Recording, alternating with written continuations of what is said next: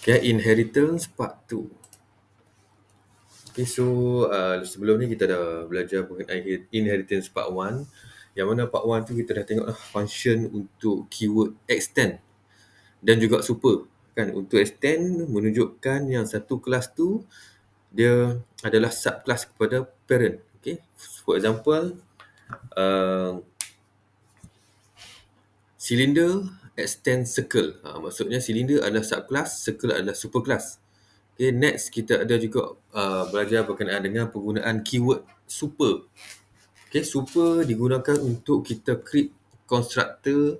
Okay, bila kita create constructor subclass dan kita nak panggil constructor di superclass, kita gunakan keyword super.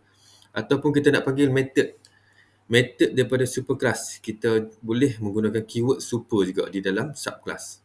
Okay, so next untuk part 2 kita akan tengok berkenaan dengan types of inheritance, and then generalization and specialization, and then access level. Okay, yang modifier kan, kita dah sedia maklum berkenaan modifier ni, yang mana ianya adalah private, okay, public, package or default or protected. Okay, this is the modifier that we assign when we want to declare a variable or a method. Kan, masa kita nak declare method atau variable, kita guna access level ni lah. And then array of subclasses. Bagaimana kita nak menggunakan array untuk subclass. Okay, now we take a look on types of inheritance. Okay, we have two. The first one is single, and then the second one is multi-level inheritance or multiple inheritance. Okay, for single inheritance, as in this example, okay, we have class A and class B, and then this is a relationship. Okay, class B is a class A, and then inside class A we have method A. Next, inside class B, we also have method A. Okay, method A which is from A. Kan, kita ada method A, yang mana method A ni inherit daripada class A. And then of course we have any additional method B. Okay, so this is single inheritance. Inheritance yang single, yang mana B inherit daripada A sahaja. Next, untuk multi-level inheritance, okay, we have superclass. Okay, next we have in superclass we have method A, and then in subclass 1 we have method A which is from class A, and also we have method B. Okay, method B is the subclass 1 method lah. Okay, next we have another level of subclass, okay, which is subclass 2, where in subclass 2 we have method A from from superclass. Then we have method B from B or subclass 1, and then we also have method C from this class itself. Okay, so meaning here is that C inherit method from superclass and subclass 1. Kan? Kalau kita tengok di sini, kita ada method A. Method A daripada superclass, and then method B daripada subclass 1. Jadi kita boleh katakan yang subclass 2 ni dia ada multiple ataupun multi-level inheritance. Sebab apa? Dia ada dua parent. Kan, dia ada superclass dan juga subclass 1 sebagai parent class. Okay, so this type of inheritance we call it as multi-level inheritance. Okay, kalau compare single, satu kelas tu dia inherit daripada satu kelas saja. Kan, B inherit daripada A. Tapi multi-level ataupun multiple ni, subclass 2 ni dia inherit daripada superclass dan juga subclass 1. So dia ada dua parent. Single inheritance subclass derive from a single superclass, and then multiple inheritance subclasses derive from more than one superclass. Okay. Subclass tu dia ada lebih daripada satu superclass. Jadi however, Java support only single inheritance. Tapi Java, okay, dalam kode ni hanya support single inheritance saja. So multiple inheritance Java tak support. So kita akan fokus kepada single inheritance saja. Next is the generalization versus specialization. Okay, so kalau kamu tengok di sini word dia, term dah, generalization, maksudnya general, mengeneralkan ataupun menjadikan ianya lebih umum, kan, umum, general.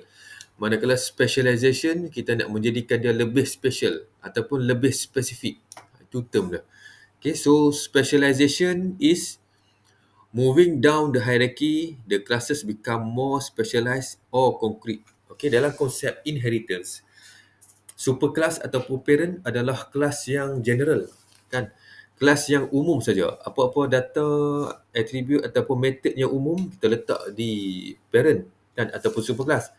Tetapi apabila kita semakin ke bawah, okey, semakin menuju ke subclass ataupun child class, itu adalah proses specialization.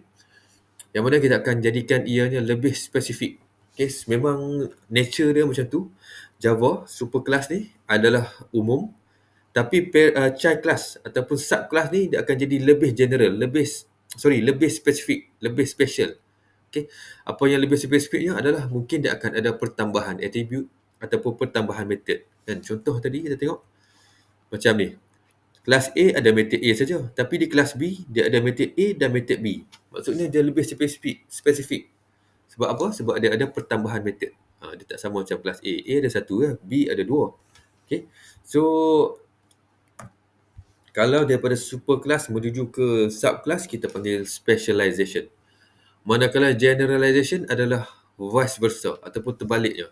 Moving up the hierarchy, the classes become more general or abstract. Okay, konkret ni nanti kita akan tengok dalam polymorphism. Sama juga dengan abstract ni. Okay, keyword dia. Okay. Moving up the hierarchy, daripada subclass kita pergi ke superclass. Itu maksudnya daripada spesifik kita pergi kepada lebih general. So proses itu dinamakan generalization. Okay, so kita tengok di sini ya. Generalization daripada bawahan, daripada superclass dia menuju ke atas. Manakala specialization daripada atas dia menuju ke bawah. Okay, specialization. So di sini kita ada contoh. Apabila generalization, kita juga akan ada proses upcasting ni. Upcasting, dan juga kalau specialization adalah downcasting. Jadi kita tengok apa tu upcasting, apa itu downcasting. Okay. Cuma kamu kena fahamkan, kalau generalization dia melibatkan upcasting, kalau specialization downcasting. Okay. Nak mudah ingat adalah kamu ingat anak panah ni. Kalau ke bawah maksudnya daripada super ke sub.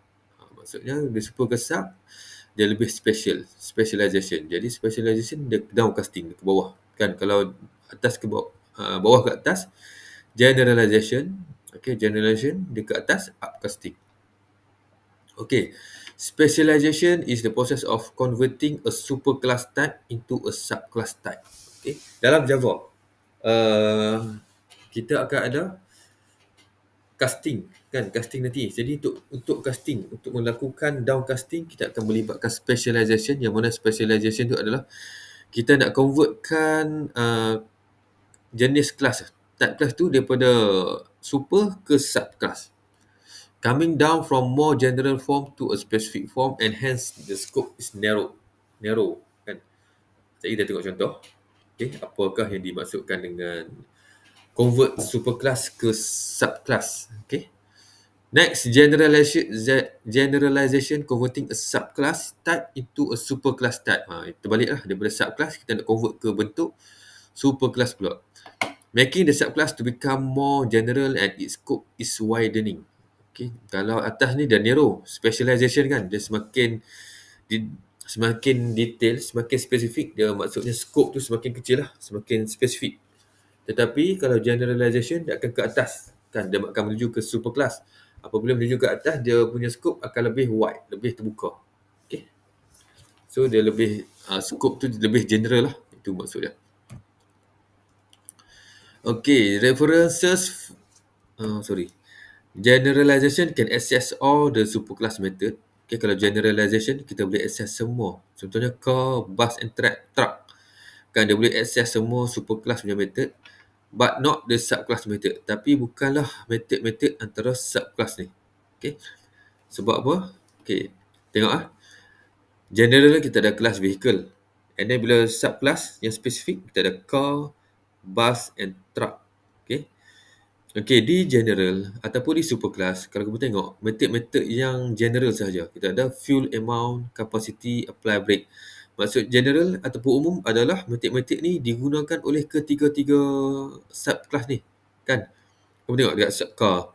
Kau menggunakan fuel amount, capacity, apply brake. Sama dengan super. Sama juga bus dan juga truck. Okay. So itu adalah method yang common, method yang umum. Okay, tapi car dia ada pertambahan method yang membezakan car dengan vehicle dan bus dan truck. Okay, apa dia? Car dia ada method park at home, drive to office. Kan? Tak sama. Vehicle tak ada apa method tu. Bus pun tak ada, truck pun tak ada.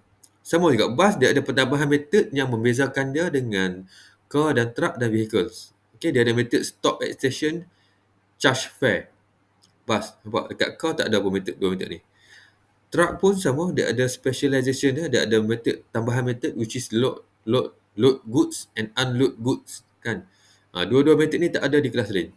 Jadi itu yang membezakan antara subclass dengan subclass yang lain dan juga dengan superclass. Okey, dia kena jadi lebih spesifik.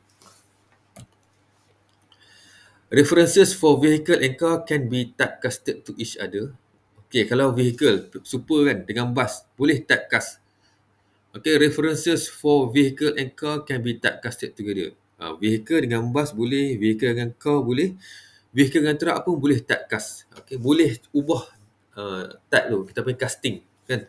Kita boleh ubah data type tu, objek tersebut.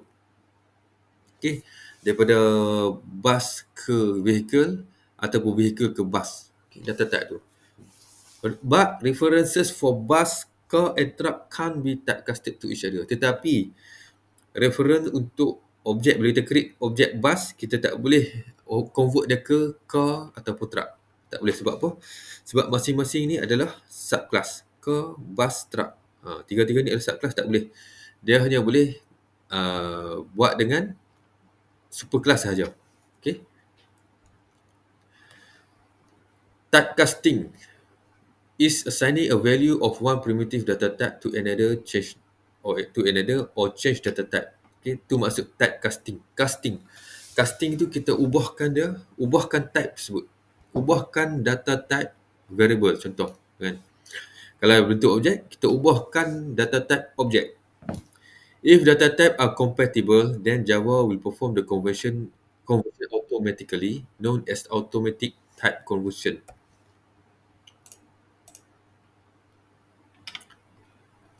Okay, Amy baru join, tick attendance lah, live feature.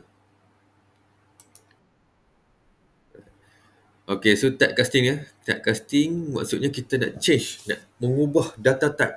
Okay, mengubah data type. So, if data type are compatible, then Java will perform the conversion automatically, known as automatic type conversion. If not, they need to be casted or converted explicitly. Okay, so kita tengok macam mana proses nak typecast tu. Apa yang dikatakan dengan typecasting tu. Okay, so there are two types of casting in Java as follows. Widening casting. Okay, widening casting maksudnya apa tadi? Kita buat generalization. Okay. This involve the conversion of a smaller data type to the larger type size.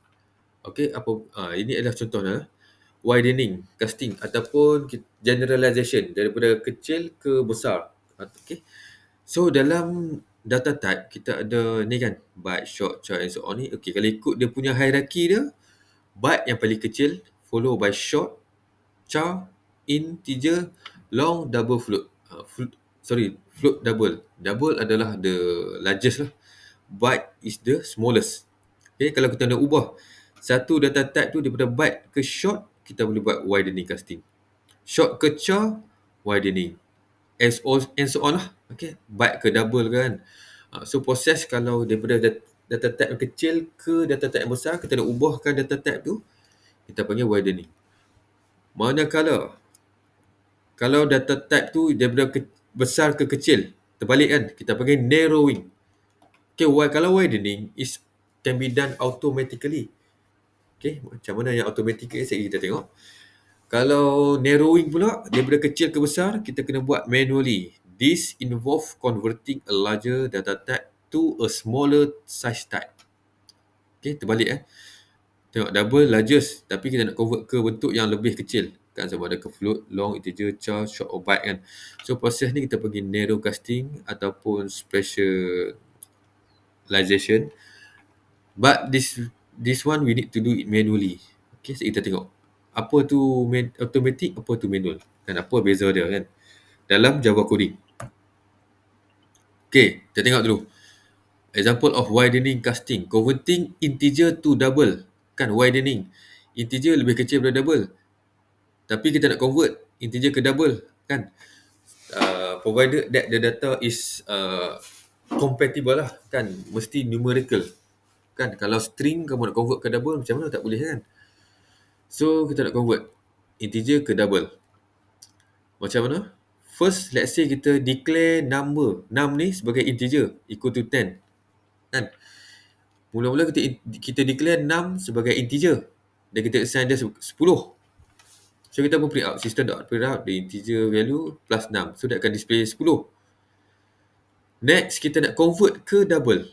Data type kan. Daripada integer kita nak convert ke double. Macam mana? Kita guna balik double data. Okay, data ni umum lah untuk variable lah. Equal to 6. 6 dia ambil daripada sini. Kan? 6 ni ambil sini which has the value of 10. So apabila kita system.print line, apabila kita display the double value plus data. Sekarang ni data dah. Data tadi 6 kan.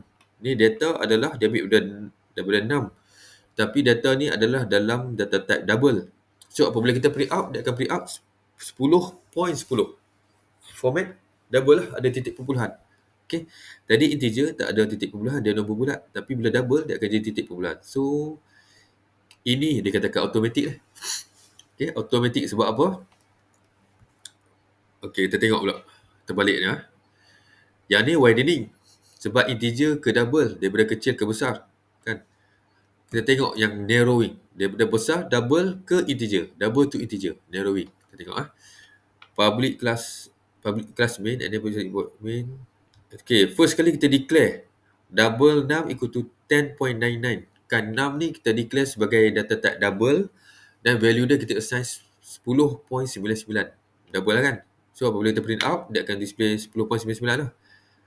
Next, kita nak convert double to integer type. Tengok perbezaan lah. Tadi double data, sekarang kita nak convert ke integer kan. So kita guna integer data equal to, nampak dah ada kurungan ni. Ada kurungan, kamu kena masukkan data type integer 6. Ini yang kata manual ni. Okay, kurungan ni. Ni kurungan int. Kurungan ni yang dikatakan manual casting. Manual casting.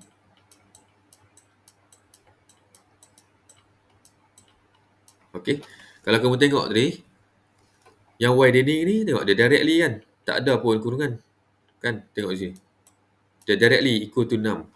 Tetapi apabila narrowing ke besar ke kecil, kita kena buat manual.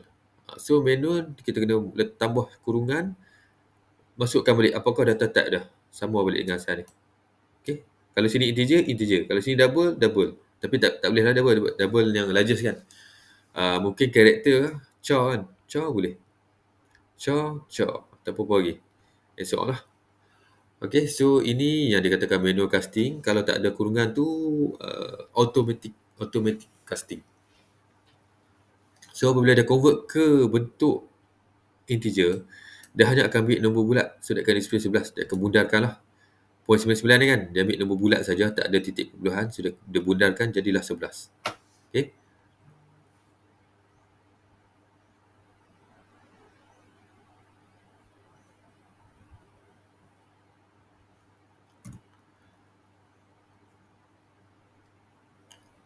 Okay, so next kita tengok access level.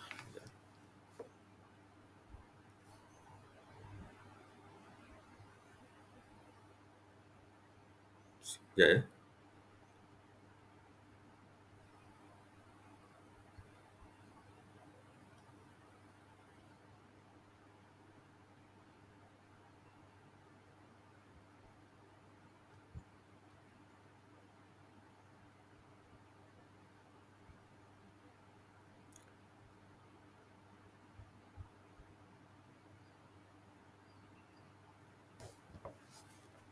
Okay, next kita tengok data access level. Access level ni asalnya you all dah familiar kan? Boleh kita guna kita ada public, protected, and then default dan private. Kan, hopefully kamu masih boleh ingat lah dia punya apa yang dikatakan public, protected, default and private.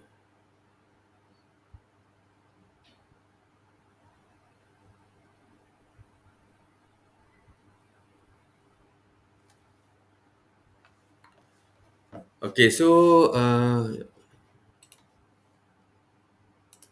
public kan, public of course lah dia public, so meaning that data dan method daripada superclass ataupun subclass tu boleh diakses oleh siapa-siapa pun, bukan siapa-siapa, boleh diakses oleh mana-mana kelas pun tanpa mengira dia simpan kelas tu di mana.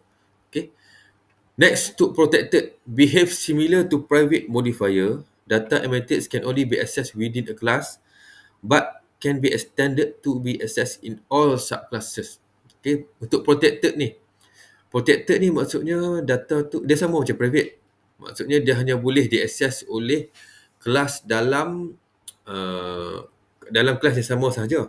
Okay, tetapi untuk protected variable ataupun method ni, dia juga boleh di-inherit ataupun boleh digunakan oleh subclass walaupun subclass tu simpan dalam folder lain. Okay, okay, as long as subclass tu dia extend daripada superclass yang kita set sebagai protected, dia boleh guna. Tu maksud dia. Okay, kan sebelum ni kalau kita buat private, kalau private hanya kelas itu sahaja boleh access attribute kan ataupun method. Tapi kalau kita set protected, sama juga macam private, kelas yang sama saja boleh access attribute ataupun method. Tetapi jika kelas tu adalah superclass dan dia ada subclass, subclass dia tu boleh access method yang protected tu, walaupun subclass tu disimpan ataupun save dalam folder lain. Itu maksud dia, protected.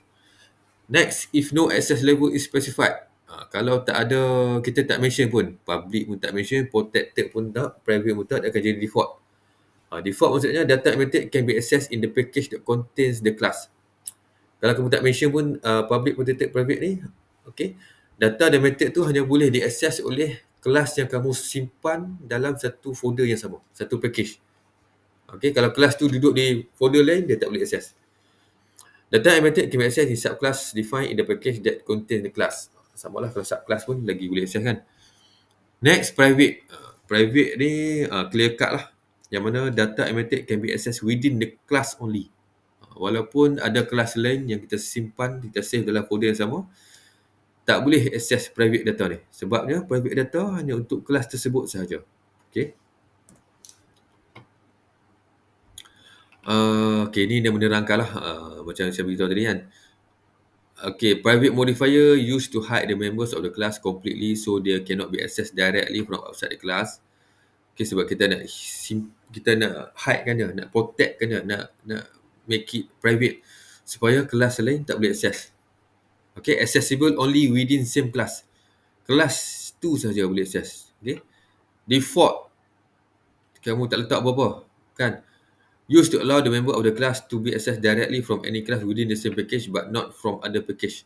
Okay, so kalau kelas lain yang kamu save dalam folder yang sama boleh access data yang default ataupun yang kamu tak letak pun apa-apa modifier ni. Kalau protected, used to enable the members of the class to be accessed by the classes in the same package and subclass in other packages. Okay, so kalau protected, dia boleh diakses oleh kelas yang sama package ataupun store dalam satu folder ataupun subclass yang store di folder yang lain. Kamu simpan di folder yang lain, boleh access data protected. Okay. Public, open, can be accessed anywhere. Okay. Mana-mana kelas pun boleh access, sama ada dalam folder yang sama ataupun folder yang lain. Okay, so ni dia tunjuklah dia punya dalam bentuk table kan. So kamu boleh study lah ni. Public, can be accessed all, private, only the same class. Okay, so on. Cuma nak confuse dia protected dengan default ni. Kamu kena beware ni. Okay. Protected, access from subclass. Default, no. Different package pun no. Okay. Berbeza dengan protected, can be accessed from subclass. Tapi different package dia cannot. Okay, next, the use of final keyword. Okay. Ada keyword final. Kadang-kadang kita buat revision dalam coding tu. Ada terjebak keyword final. Okay. So what does it mean? The final keyword can be associated with methods, classes and variables. Okay, kita boleh guna keyword final ni semasa kita declare methods ataupun create class ataupun declare variable. Boleh menggunakan keyword final. Okay. Final class cannot be inherited by class other classes. Okay, kalau kelas tu kamu create and then kamu letak sekali keyword final kan. Maksudnya kelas tu tidak boleh di-inherit, tak boleh diwarisi, tak boleh ada subclass. Dia akan stand alone sahaja. Okay. And then final method cannot be modified by other classes. Okay, kalau method tu kamu declare sebagai final. Okay, so method tu apabila ia diwarisi ataupun oleh subclass, dia tak boleh modify, tak boleh ubah. Kena guna sama macam method kita declare di superclass tu. A final variable cannot be reassigned or changed with another value. Okay, ada juga final variable. Kita declare variable. Kan? Kita declare satu variable, kita tambah keyword final. Bila kita tambah keyword final, and then kita letak value. Kan? Apabila kita letak value, maksudnya value di attribute tersebut tidak boleh diubah dah. Memang dia maintain value macam tu sahaja. Okay? So, kita tengok contoh di sini. Final keyword. Contoh kita buat untuk attribute kan. Final int age 32. Okay, kita declare age sebagai integer dan kita assign dia sebagai value 32. Then kita letakkan keyword final here. Okay. Apabila kita letak keyword final, so kita try to change the final variable. Age equal to 45. Nampak? Tadi kita set age to 32 kan. Lepas tu kita cuba ubah age equal to 45. And then kita cuba print out. Okay, apabila kita print out nanti, dia akan stick dengan 32. Sebab apa? Sebab kita dah setkan dia sebagai final.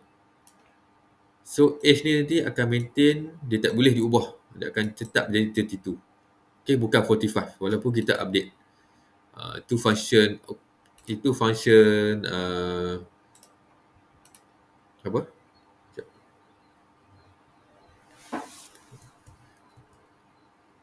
Okay, itu function final.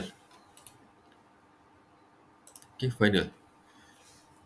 So let's say kalau kamu jawab soalan final ni kan, final exam nanti, dia bagi variable tu, dia declare sebagai final and then dia cuba buat operation macam ni kan. And then dia minta you come up with what is the final output. So kalau dia declare sebagai final, make sure value tu tak berubah lah. Okay. Next, we have another, what is this? A declaration of variable using keyword final. Okay, kita declare double, static double pi. Okay. Sorry, bukan pi. Okay, pi memang value dia 3.142 kan. So memang tak boleh diubah lah. Value pi ni memang yang ni.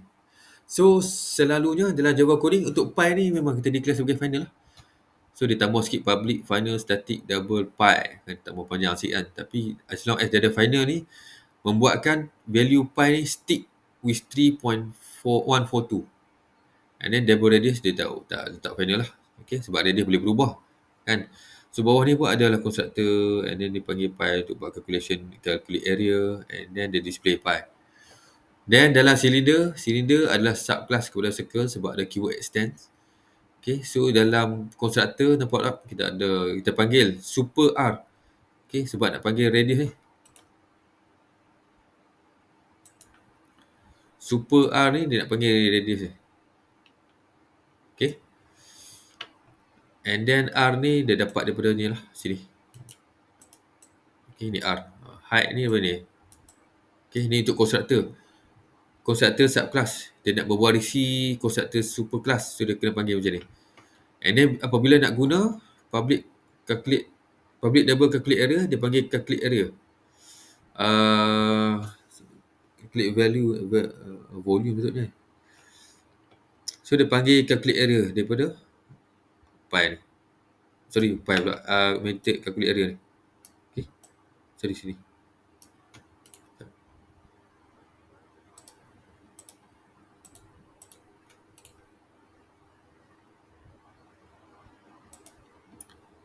Method ni dia panggil daripada calculate area ni. Okay. And then public void display dia panggil super pi. Radius and height. Ini dia panggil balik lah yang okay. Tadi cuma ni pi ni. Dia menggunakan super untuk panggil atribut PI ni. Okey. Sebab PI tadi dalam super kita hanya mewarisi radius kan. Nampak radius saja, kita ambil radius. Jadi apabila kita nak panggil, nak displaykan balik, kita kena menggunakan keyword super. And then ini adalah main class dia.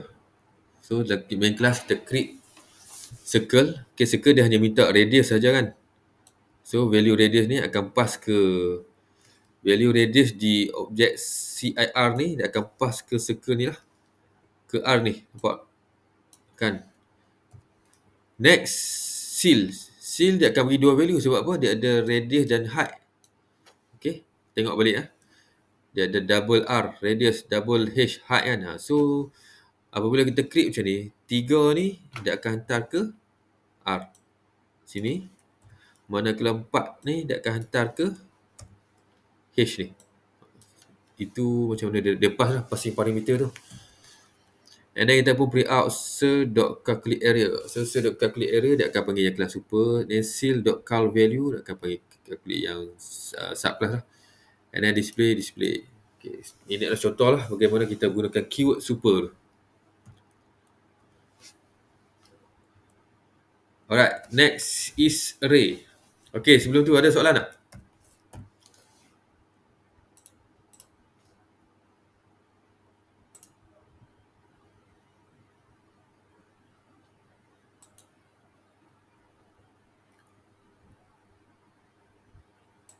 Okay, kita proceed lah.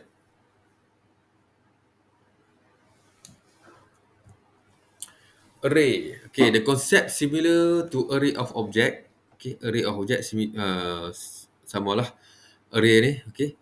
However, need to include the superclass information when creating the object. Tapi kita kena masukkan juga information berkenaan superclass apabila kita create object.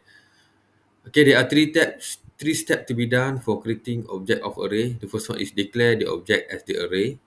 Don't specify the size yet. Okay, next kita akan specify or allocate the total size.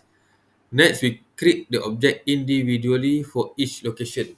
Kita kena assign individual mengikut index alamat tu untuk masukkan array tersebut.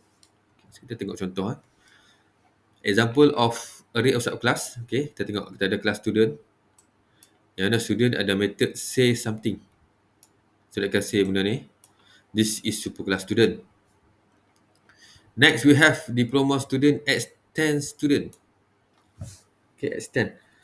Extend student maksudnya diploma ni adalah subclass, student pula adalah superclass. Okay. So dia buat juga method public void say something. Sama juga. Nama method sama kan. This is subclass tapi apa yang dia display adalah this is subclass. Diploma student. So dalam main class. Okay, this is example of array subclasses. So kita create array. Okay. Create array kena melibatkan parent class, superclass tadi. Nampak tak? Okay. Kita kena start with student. Okay. Student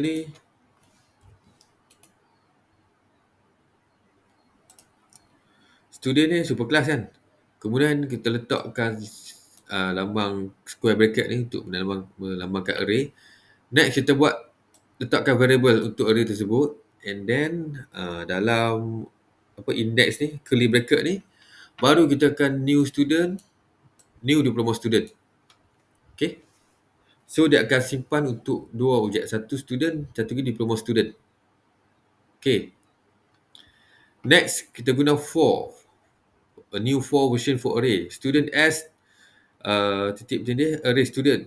S.say something. So, boleh kita panggil satu method ni. Sebabnya, dua-dua objek tadi, dua-dua kelas ni ada method sama nama kan. Void say something kan. Jadi, apabila kita buat S ni, S.say something, dia akan panggil say something daripada student, objek student, say something daripada diploma. So that's why apabila kita panggil tu, dia akan panggil this is superclass student daripada superclass, follow by this is subclass diploma student. Okay, so dia akan keluarkan dua lah. Sebab say something tu adalah nama method yang sama. Okay, tapi dia akan di-store dalam array ni. Ni ya, array student. So kita pun panggil s dot array student kan. Yang ni menggunakan value s. So apabila kita panggil method tu, dia akan panggil daripada dua objek lah. Example tu sama juga macam tadi, kita ada circle tu. Okay, yang mana circle tu ada pi dan radius, and then constructor, calculate area and display. Next, kita ada cylinder sebagai subclass, dia extend circle. So kita ada sama macam tadi, height, and then dia mewarisi daripada constructor radius ni, and then dia ada its own attribute height untuk constructor, and then dia ada calculate val. Okay, next dia ada display kan. So in main class, okay, kita create array. How to create array?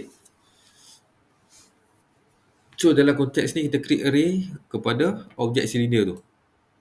Cylinder, seal, new cylinder. Okay, sebab kali ni kita nak melibatkan cylinder saja kan. Okay. So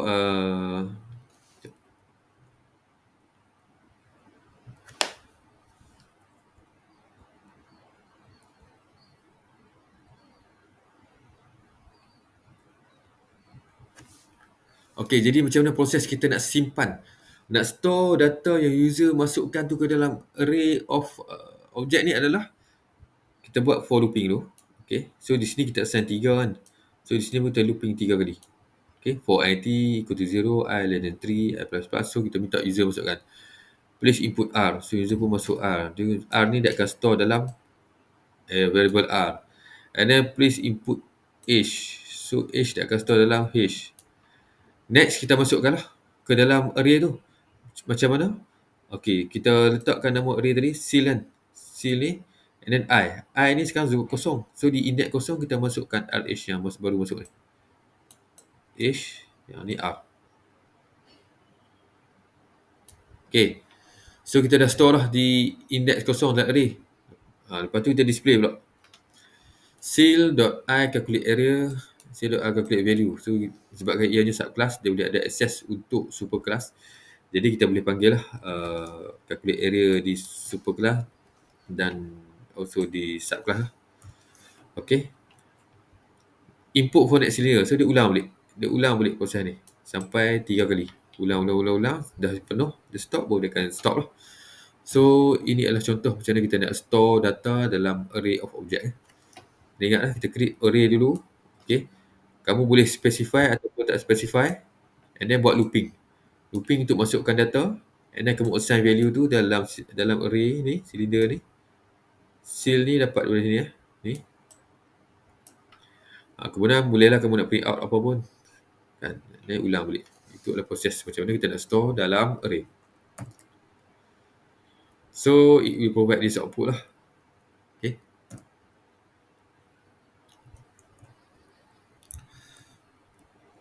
Ini adalah output based on this coding. Okay, nanti kamu cuba try tengok untuk membantu kamu lebih memahami macam mana kita nak masukkan data ke dalam array of object.